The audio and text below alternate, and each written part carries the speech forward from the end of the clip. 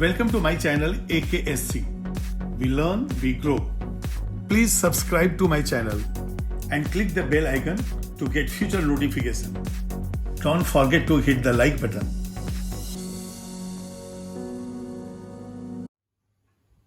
Hello everyone, आज मैं crystal defect के बारे में आपको बताने वाला हूं। देखिए, क्रिस्टल्स के स्ट्रक्चर्स हम लोग देख चुके हैं, वहां पे यूनिट्स के अरेंजमेंट क्या होते हैं वो भी देख चुके हैं। कहीं पे सीसीपी है, कहीं पे वुडजाइट स्ट्रक्चर है, कहीं जिंक ब्लेंड स्ट्रक्चर है, हेक्सागोनल है। तो जो भी है एक प्रॉपर अरेंजमेंट है। अब यदि इसी अरेंजमेंट में कोई डिविएशन आ जाए तो उसको कहेंगे हम डिफेक्ट। देखिए, आप लोग सभी कोई चेयर पे बैठे हुए हैं, अपनी जगह पे बैठे हुए हैं, लेकिन मैं देख रहा हूं वहां से कुछ लोग मिसिंग हैं। कहां गए वो? अच्छा, इसका मतलब हो गया कि हमारा जो क्लास था वो प्रॉपरली अरेंज्ड कब था? जब सभी लोग चेयर के ऊपर बैठे हुए थे। अब मैं देख रहा हूं कि कुछ चेयर्स खाली हैं।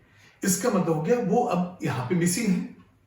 तो वो मिसिंग है तो ये एक अरेंजमेंट आइडियल से अलग हो गया। इसको कहेंगे हम डिफेक्ट। अब यदि ऐसा भी हो सकता है कि जो लोग मिसिंग हैं वो नीचे बैठ गए हों, तो ये भी हो गया डिफेक्ट। मतलब आइडियल अरेंजमेंट से कोई भी डिविएशन हो उसको कहेंगे हम क्रिस्टल डिफेक्ट। तो आज हम क्रिस्टल डिफेक्ट के बारे में पढ़ने वाले हैं। तो क्रिस्टल डिफेक्ट का डेफिनेशन क्या होगा? If there is any deviation from the ideal arrangement of the units then crystal has defect. जो भी अरेंजमेंट हमने डिसाइड किया कि ये अरेंजमेंट होना चाहिए, यदि उस अरेंजमेंट में थोड़ा सा कोई भी डिविएशन आ गया तो हम कहेंगे ये क्रिस्टल का डिफेक्ट है। और ये देखिए, क्रिस्टल के डिफेक्ट्स के कई रिजल्ट भी मिलते हैं हमें।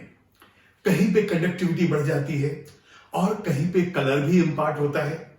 जैसे मैं एक एग्जांपल लेता हूं, जब हम Al2O3 लेते हैं, Al2O3 कई जेम स्टोन्स में है और ये Al2O3 जेम स्टोन्स में है तो वहां पे जो Ruby, sapphire, emerald, topaz, amethyst, इनके जो अलग अलग कलर हैं वो इंप्योरिटी की वजह से होती है। तो सबसे पहले हम देखेंगे कि यहां पे डिफेक्ट्स के टाइप्स क्या हैं और एक एक डिफेक्ट्स को हम डिफाइन करेंगे। तो यहां पे पहले मैं लिखूंगा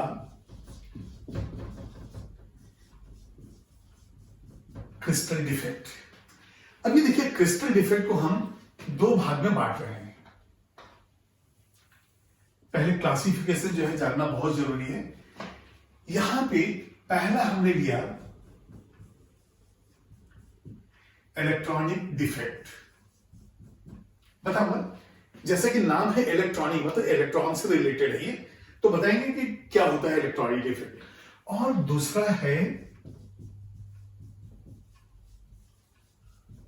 पॉइंट डिफेक्ट। अब देखिए, पॉइंट क्या है? वहां पे एटम होंगे, आयंस होंगे, तो यहां पे हम इसको कहते हैं एटम इंपरफेक्शन। एटम्स के पोजीशन में यदि कोई डिवीजन है तो वो हो गया एटम इंपरफेक्शन या फिर पॉइंट डिफेक्ट। अब यहां पे इस पॉइंट डिफेक्ट को हम और क्लासिफाई करते हैं। ये क्लासिफिकेशन आप देखेंगे कि यहां एक हो जाएगा स्टाइकोमेट्रिक डिफेक्ट। स्टाइकोमेट्रिक डिफेक्ट मतलब कि कोई भी डिफेक्ट हो, फॉर्मूला चेंज नहीं होगा। जैसे मान लिए कि कोई एक कंपाउंड है AB, ये हो सकता है A4B4 हो। अब यदि A4B4 से A3B3 हो जाए, कुछ यूनिट्स गायब हो जाए, यूनिट्स जो है मिसिंग है, तो अब A3B3 में तो AB ही इंपिरिकल फार्मूला है। तो ये स्टाइकोमेट्री में हम देखेंगे कि उनका फार्मूला जो है सेम स्टाइकोमेट्री होता है, सेम फार्मूला मिलेगा हमें इंपिरिकल, लेकिन नंबर ऑफ यूनिट्स वहां पे चेंज होंगे। ये हो गया स्टाइकोमेट्री। इसके बाद एक हम देखेंगे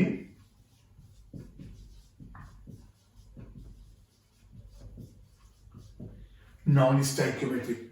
नॉन स्टाइकोमेट्रिक जैसा कि आपने डी एंड एफ ब्लॉक में पढ़ा होगा कि जो कंपाउंड्स, या मोल कंसेप्ट में भी आपने पढ़ा होगा कि नॉन स्टाइकोमेट्रिक कंपाउंड्स होते हैं।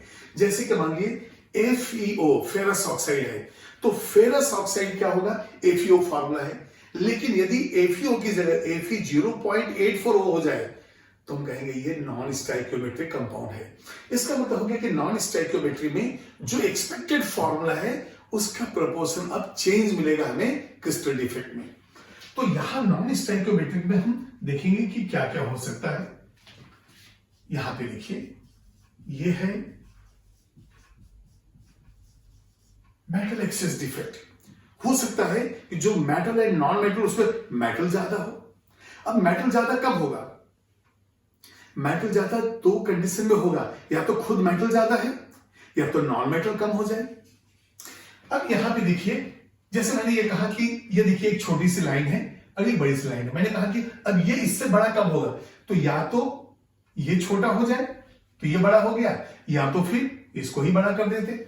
तो उसी तरह से मेटल एक्सेस का मतलब हो गया, या तो मेटल ज्यादा आ जाए, या तो जो निगेटिव आयन नॉन मेटल जो है वो कहीं चला जाए तो अपने आप मेटल ज्यादा हो जाएगा।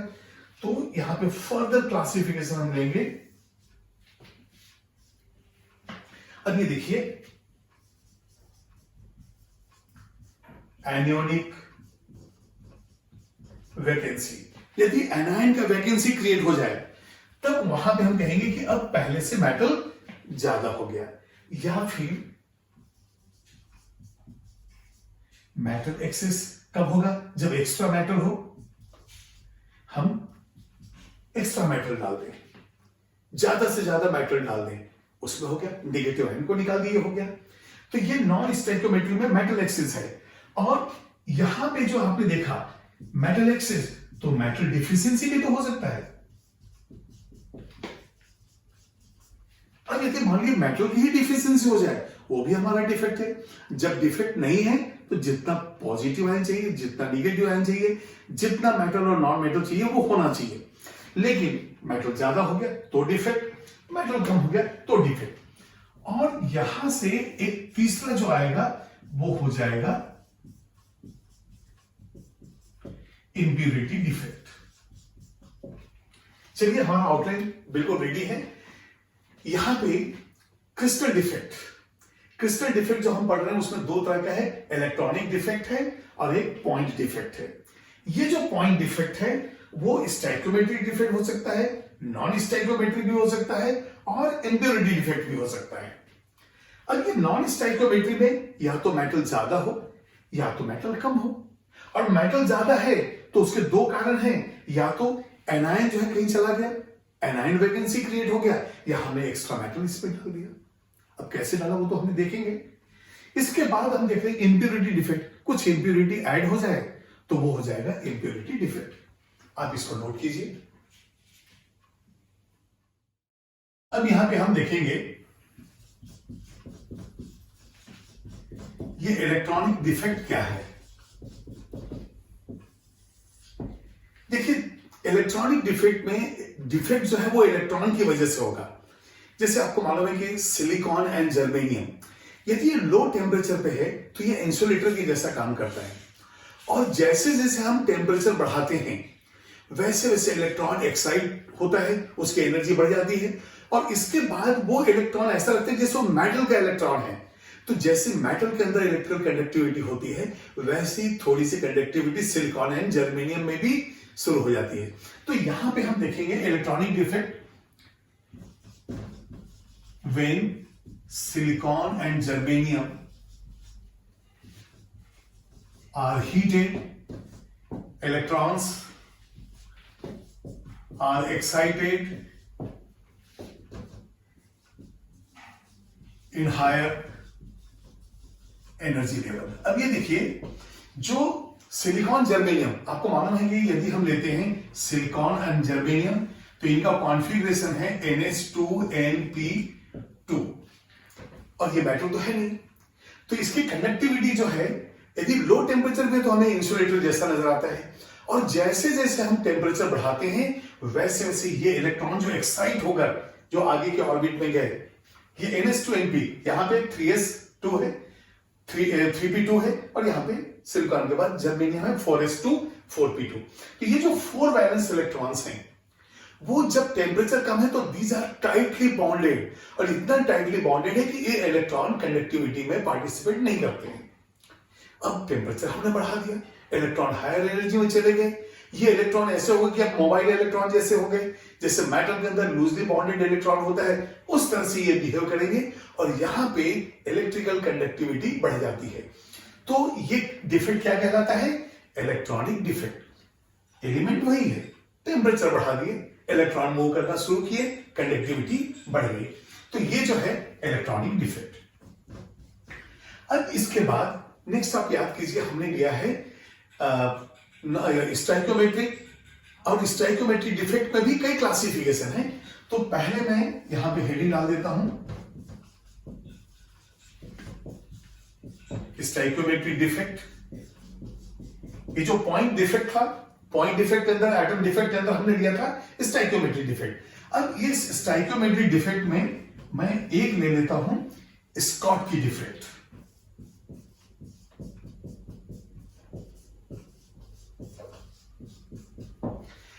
जैसा कि मैंने बताया कि पॉइंट डिफेक्ट का मतलब ही हो गया एटम जो है उसमें कोई चेंजेस आ रहे हैं पोजीशंस में।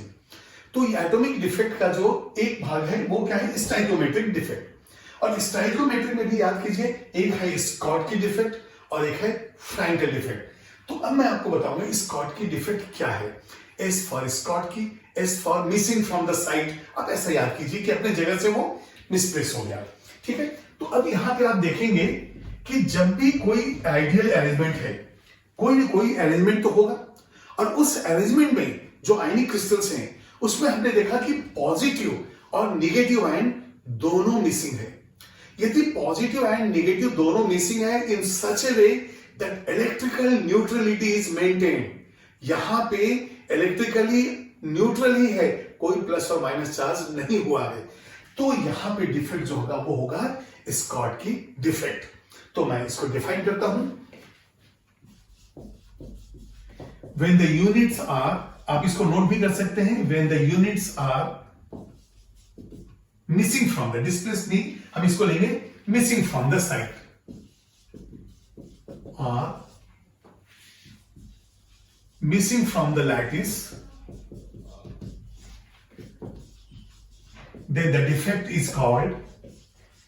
then the defect is called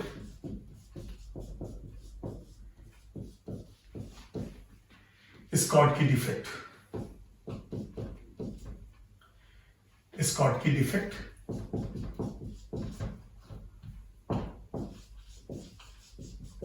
ठीक है, ये स्कॉटकी है। तो ये जो है स्कॉटकी डिफेक्ट हमने डिफाइन किया। अब एक अरेंजमेंट हम बनाएंगे और उस अरेंजमेंट में देखेंगे कि क्या मिसिंग है और किस तरह से मिसिंग है। ये देखिए, अब ये देखिए अरेंजमेंट तो अलग अलग होते हैं, लेकिन ये डायग्रामेटिक रिप्रेजेंटेशन है कि यदि हम यहां पे इस तरह से ले लें कि यूनिट्स जो हैं यहां पे किस तरह से अरेंज हैं। ये देखिए, यदि मैं अपने पोजीशंस को ऐसा कर दूं कि ये प्लस है और अल्टरनेट मैंने प्लस डाल दिया है, ये पॉजिटिव आयन का जो है ये हमने ले लिया है डायग्राम, ये देखिए सारे पॉजिटिव हैं, ठीक है। अब यदि हम नेगेटिव रखते हैं तो ये देखिए, ये नेगेटिव है, ये नेगेटिव, ये नेगेटिव, ये नेगेटिव, ये भी नेगेटिव, तो यहां पे ये सारे के सारे नेगेटिव आयंस हो गए। तो ये हमारा एक आइडियल अरेंजमेंट है जिसमें हम देख रहे हैं कि जो भी आयंस हैं वो अल्टरनेट एक अरेंजमेंट हमने बना दिया। यहां भी एक नेगेटिव है, अब इसको नहीं बनाएंगे तो ये तो डिफेक्ट पहले से ही हो जाएगा ना। ये देखिए, तो सारे पॉजिटिव और नेगेटिव मैंने अल्टरनेट अरेंजमेंट दिया। मैंने कहा कि चलिए ये जो है एक आइडियल अरेंजमेंट है, तो यहां पे मैं लिख दूंगा आइडियल अरेंजमेंट। मतलब भाई आइडियली हमें इस तरह का होना चाहिए क्रिस्टल, इसमें कोई डिफेक्ट नहीं है। अब हम देखेंगे कि इसी क्रिस्टल में कोई ना कोई आयन को हम गायब कर देंगे। यदि एक पॉजिटिव और एक नेगेटिव, यदि वैल्यू इक्वल है दोनों के मैग्नीट्यूड के, तो एक पॉजिटिव और एक नेगेटिव यदि मिसिंग है तो इलेक्ट्रिकल न्यूट्रलिटी पे तो कोई फर्क पड़ा नहीं। तो अब हम देखेंगे ये आइडियल अरेंजमेंट था, अब हम एक डिफेक्ट वाले क्रिस्टल को बनाएंगे। ये देखिए,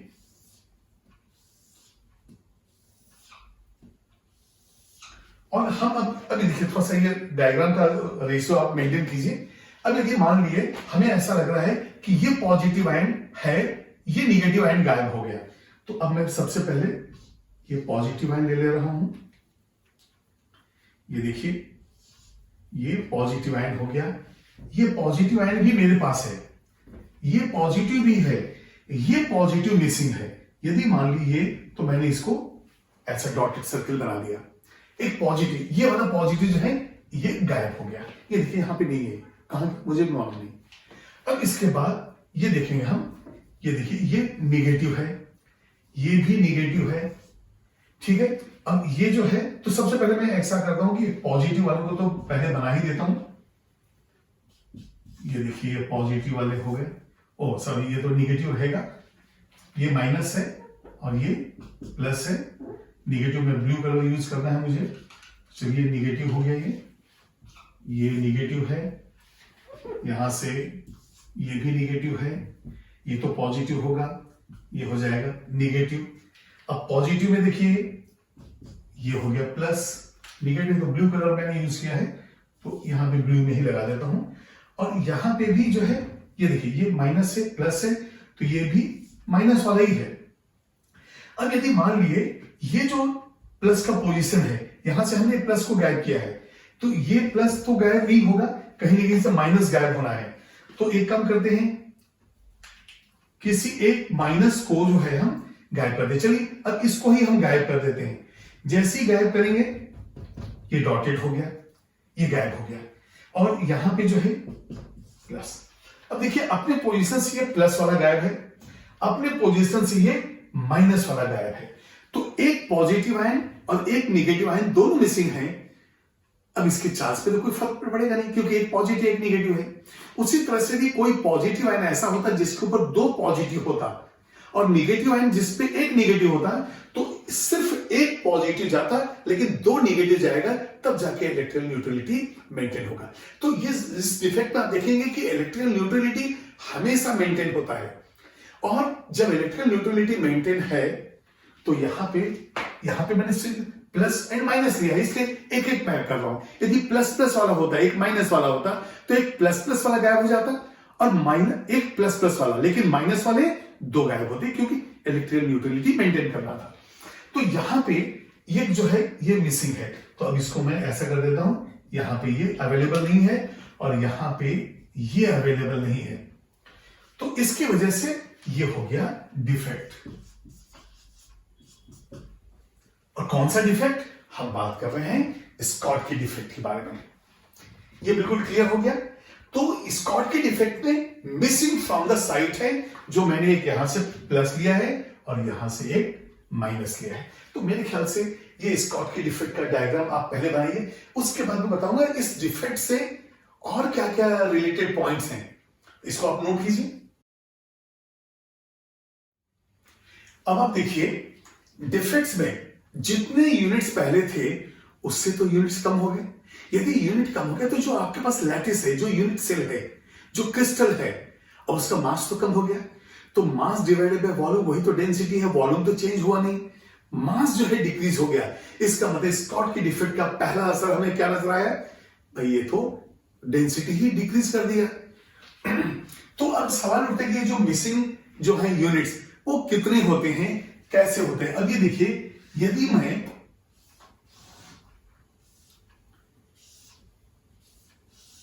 ये देखिए एक मैंने ऐसा क्यूब बनाया है, और ये क्यूब जो है 1 क्यूबिक सेंटीमीटर है।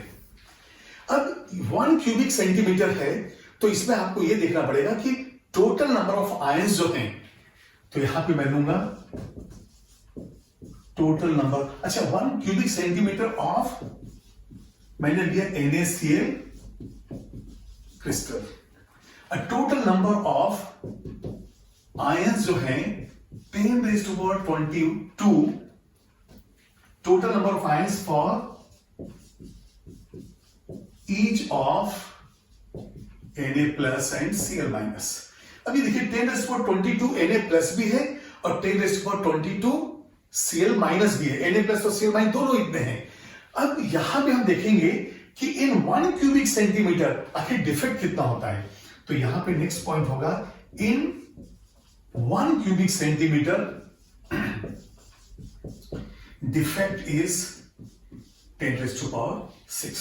अब 10⁻⁶ का मतलब Na प्लस भी 10⁻⁶ गायब हो गए और Cl माइनस भी 10⁻⁶ गायब हो गए। मतलब 1 यूनिट जो होगा, चाहे वो डाई पॉजिटिव आयन और एक निगेटिव आयन के साथ हो, जैसे मान ले कि डाई पॉजिटिव आयन में प्लस प्लस है, निगेटिव आयन माइनस है, तो निगेटिव वाले 2 जाएंगे, पॉजिटिव वाला 1 जाएगा, तब वो 1 यूनिट कहलाएगा।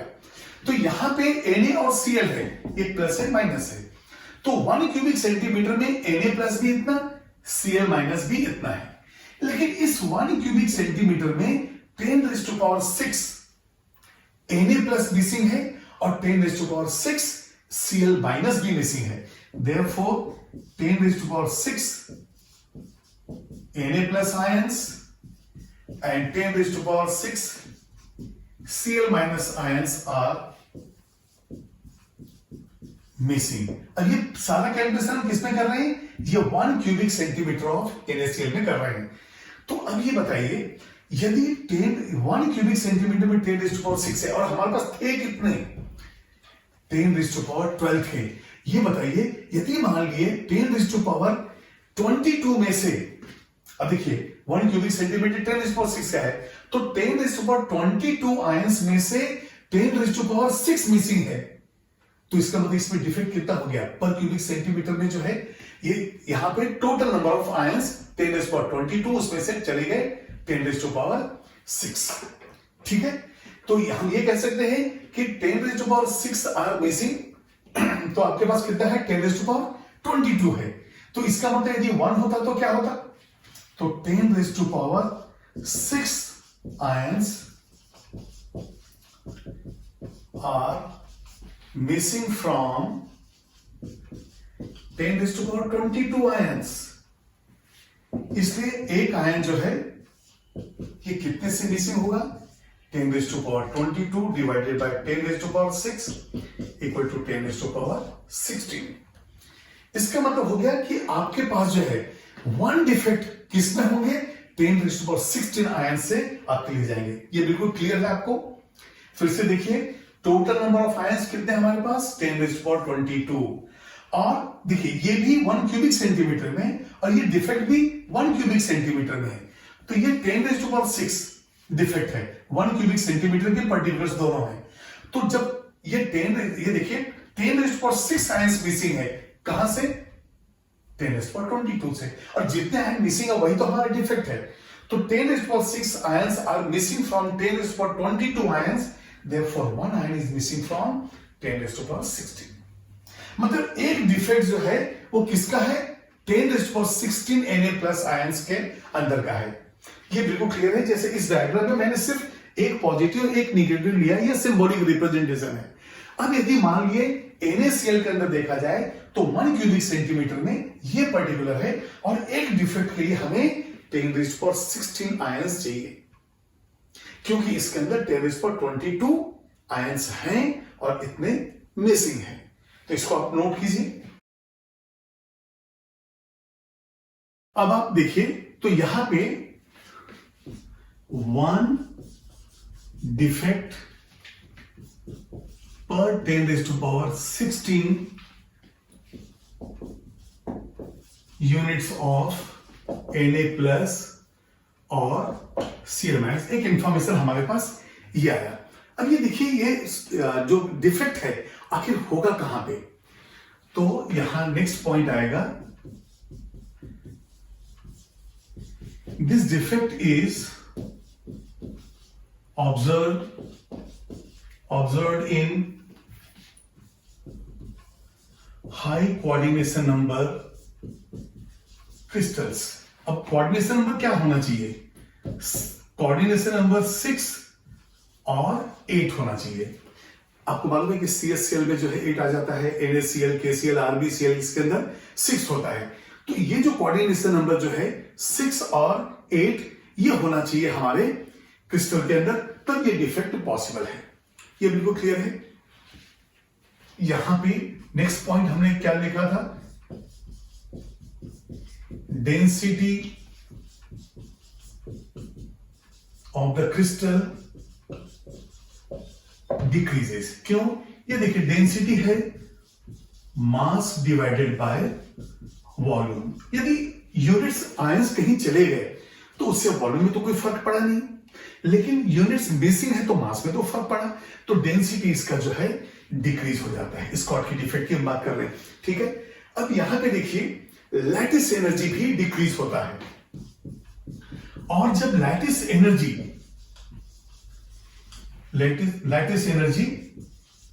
डिक्रीजेस, हेंस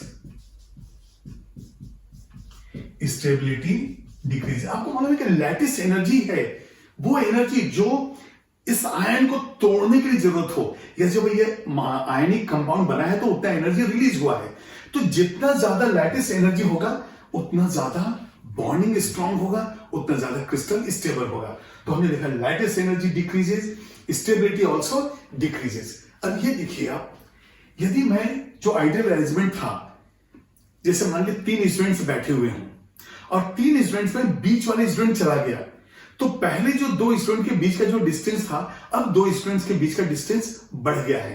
तो यहां पे एक पॉइंट आएगा एंट्रोपी, तो यहां लिखेंगे एंट्रोपी इंक्रीजेस।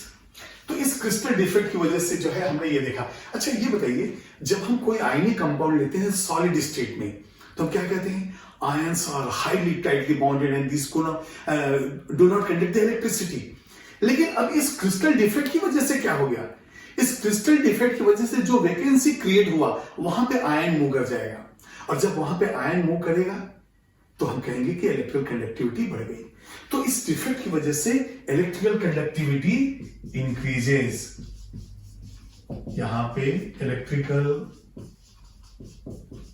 Conductivity increases. अब ये देखिए, जैसे एक बेंच है, बेंच पे 4 लोग बैठे हुए हैं, ठीक है, 4 लोग बैठे हैं, हाईली कॉम्पैक्ट है, अब वो मूव नहीं कर सकते हैं।